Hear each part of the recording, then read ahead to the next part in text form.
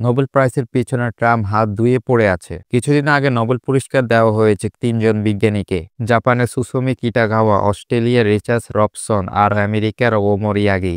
এখানে অনেকে প্রশ্ন করছে এরা এরকম কি করেছে যার জন্য এদেরকে নোবেল প্রাইজ দেওয়া হয়েছে। ভাই, ব্যাপারটা খুবই গভীর। এরা এমন এক বিশেষ উপাদান তৈরি করেছে যা সত্যিকার অর্থে পুরো পৃথিবীর জন্য ভীষণ মূল্যবান। আমরা মাঝে মধ্যে শুনি এটা আবিষ্কার হয়েছে, ওটা আবিষ্কার হয়েছে, কিন্তু বাস্তব জীবনে আমাদের বড় কোনো ভূমিকা রাখতে পারে না। কিন্তু এই আবিষ্কার কিন্তু ব্যতিক্রমী। এই তিন বিজ্ঞানী এমন কিছু বাস্তবে তৈরি করেছে যা পুরো পৃথিবীকে বদলে দিতে পারে।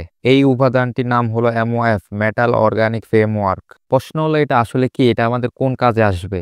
বর্তমানে যেখানে দূষণ হয় সেখান থেকে কার্বন ডাই অক্সাইড টেনে বের করে আনার মতো কোনো প্রযুক্তি আমাদের হাতে ছিল না, কিন্তু এই নতুন উৎপাদনটি আসার পর আমাদের দূষণকে শুষে নিতে পারবে।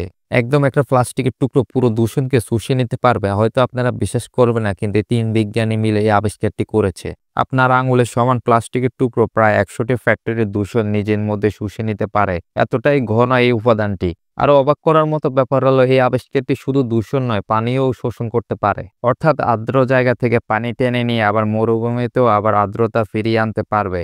এই দুটো ব্যাপারটি শুনতে সহজ লাগলো, বিজ্ঞানের জগতে এতদিন পর্যন্ত এগুলো কেবল আলোচনা আর তথ্যের মধ্যে সীমাবদ্ধ ছিল, কিন্তু সেটা এখন বাস্তবে পরিণত হয়েছে MOF বা মেটাল অর্গানিক ফ্রেমওয়ার্কের কল্যাণে। ভিডিও ভালো লাগলে লাইক এন্ড ফলো করবেন। ধন্যবাদ।